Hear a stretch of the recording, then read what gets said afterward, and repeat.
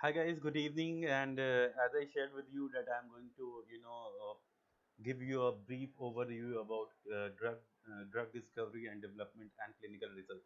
So before going further into clinical research, you must know the process of drug discovery and development. So I'll go through the this process, and I'll this will be a very helpful for you all to understand the process.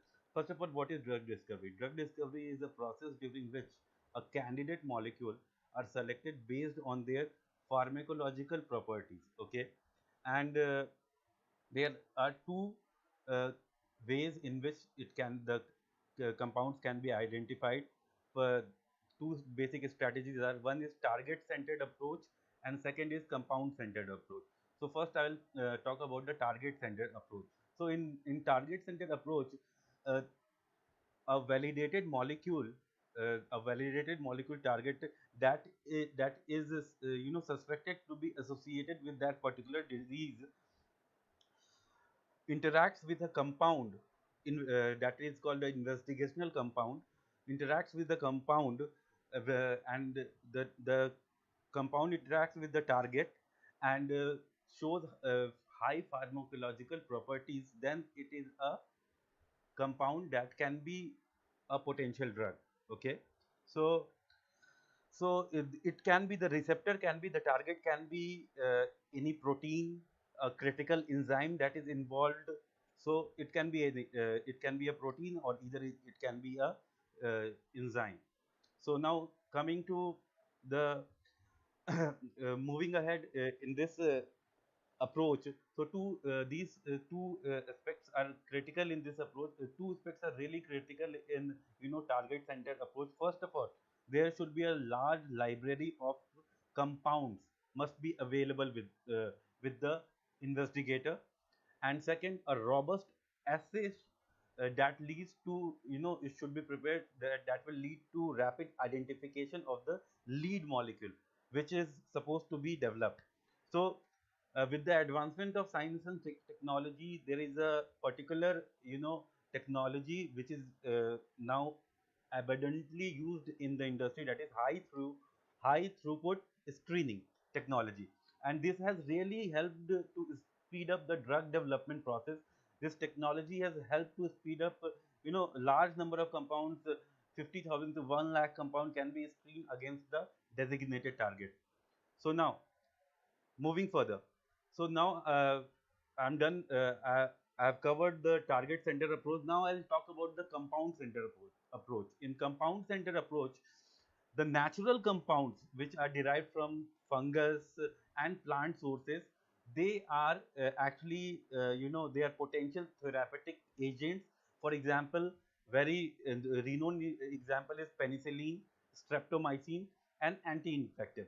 So however, there are few advantages and disadvantages. First of all, I'll talk about the advantage. The advantage is that the natural compound shows a reasonable, biological activity, and the disadvantage, which is with natural compound, is that it requires significant amount of effort, to isolate a natural product. And also the natural product can be expensive to isolate and modify. So there is a second option of synthetic compounds. So since thousands of synthetic compounds are constructed by researchers in the lab with different structural characteristics tailored for a particular type of investigation of the disease.